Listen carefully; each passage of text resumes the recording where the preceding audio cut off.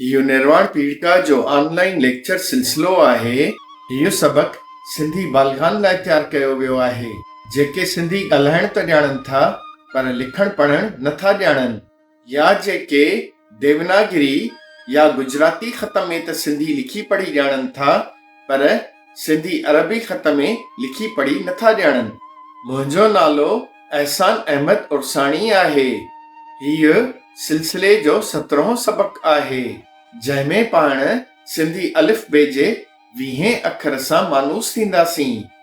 पर अॻिते हलण खां पहिरीं अव्हांखे गुज़ारिश कंदुसि त सिंधी साइंस चैनल खे सब्सक्राइब कंदा, हिन वीडियो खे लाइक कंदा ऐं पंहिंजे दोस्तनि अहबाबनि सां बि वंडींदा।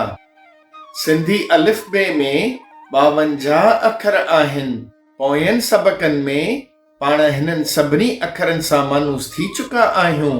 हिन सबक़ में पाण सिंधी अलिफ बे जे 20 अखर धाल सां मानूस थींदासीं जेको ध जो आवाज़ ॾींदो आहे। इंटरनेशनल फोनेटिक अल्फाबेट यानी बैनुल अक़वामी वायोकी लिपीअ में ध जे आवाज़ खे हिन रीत ज़ाहिर कबो आहे जॾहिं त देवनागरी ख़त में ध जे आवाज़ खे हिन रीत लिखबो आहे। धाल जो अखर ईअं ई लिखबो आहे जीअं दाल जो अखर लिखबो आहे, पर इन जे मथां 2 टुॿका यानी 2 नुक़्ता लॻाइबा आहिनि। धाल जे अखर मथां ज़बर जी निशानी लॻाए ध जो आवाज़ लिखबो आहे। धाल ज़बर ध। इंटरनेशनल फोनेटिक अल्फाबेट यानी बैनुल अक़वामी वायोकी लिपीअ में ध जे आवाज़ खे हिन रीत ज़ाहिर कबो आहे जॾहिं त देवनागरी ख़त में ध जे आवाज़ खे हिन रीत लिखबो आहे। ध जे आवाज़ सां शुरू थींदड़ के लफ़्ज़ सिखंदासीं। धबो, धप, धरती, धरणो,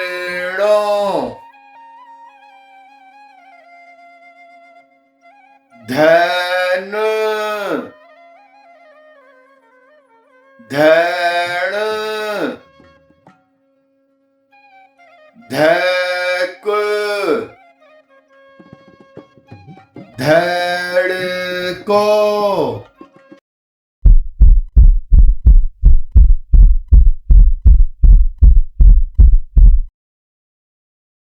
धाल जे अखर हेठां ज़ेर जी निशानी लॻाए ध जो आवाज़ लिखबो आहे।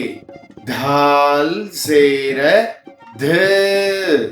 इंटरनेशनल फोनेटिक अल्फाबेट यानी बैनुल अक़वामी वायोकी लिपीअ में ध जे आवाज़ खे हिन रीत ज़ाहिर कबो आहे जॾहिं त देवनागरी ख़त में ध जे आवाज़ खे हिन रीत लिखबो आहे। ध जे आवाज़ सां शुरू थींदड़ के लफ़्ज़ सिखंदासीं। धेको, धेमण, धेकार।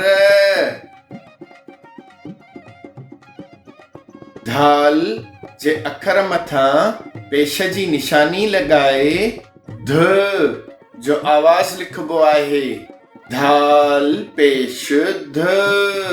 इंटरनेशनल फोनेटिक अल्फाबेट यानी बैनुल अक़वामी वायोकी लिपीअ में ध जे आवाज़ खे हिन रीत ज़ाहिर कबो आहे जॾहिं त देवनागरी ख़त में ध जे आवाज़ खे हिन रीत लिखबो आहे।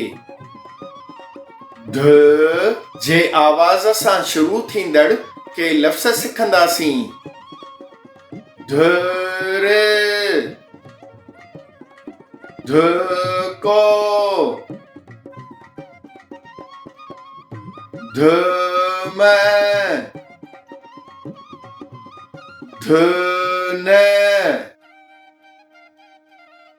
ध जे आवाज़ ते ख़त्म थींदड़ के लफ़्ज़ सिखंदासीं। अंध, बंध,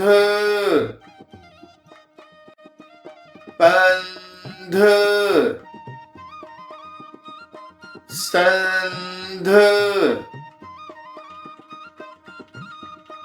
धुंध, कंध, पांध,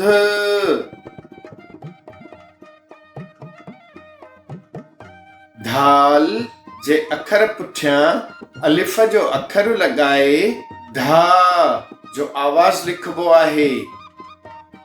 धाल अलिफ धा।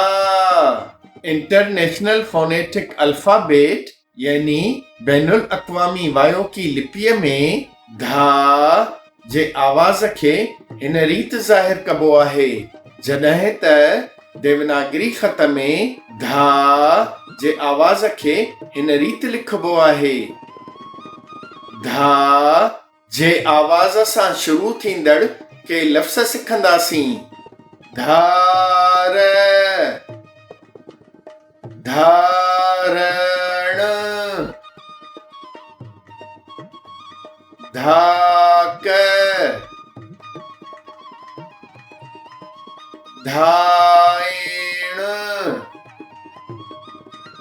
धाल जे अखर पुठियां वाव जो अखर लगाए धो जो आवाज़ लिखबो आहे। धाल वाव धो। इंटरनेशनल फोनेटिक अल्फाबेट यानी बैनुल अक़वामी वायो की लिपीअ में धो जे आवाज़ खे हिन रीत ज़ाहिर कबो आहे, जॾहिं त देवनागरी ख़त में धो जे आवाज़ खे हिन रीत लिखबो आहे। धो जे आवाज़ सां शुरू थींदड़ के लफ़्ज़ सिखंदासीं। धोबी, धोप, धोप जण, धोएण। धो जे आवाज़ ते ख़त्म थींदड़ के लफ़्ज़ सिखंदासीं। राधो, खाधो,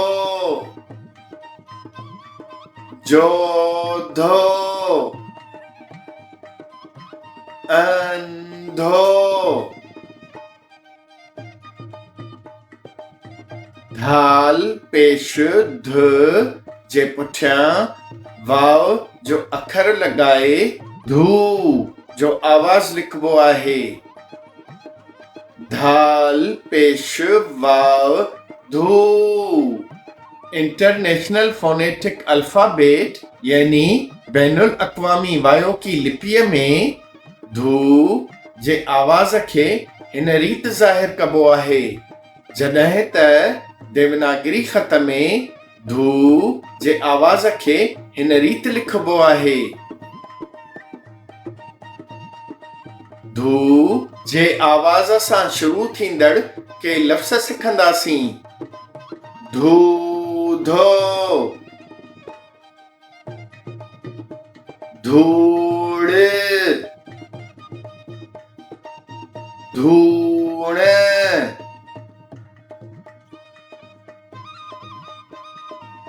धूणी। धाल ज़ेर ध जे पुठियां ये जो अखर लगाए धी जो आवाज़ लिखबो आहे।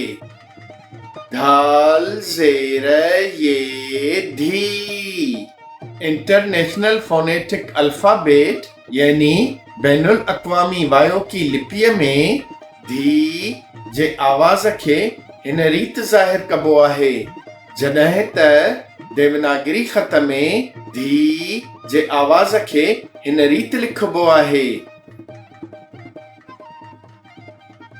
धी जे आवाज़ सां शुरू थींदड़ के लफ़्ज़ सिखंदासीं। धीअ, धीयाणो, धीरज, धीमो। धी जे आवाज़ ते ख़त्म थींदड़ के लफ़्ज़ सिखंदासीं।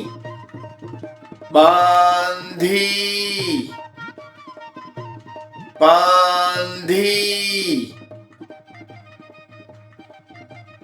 कांधी,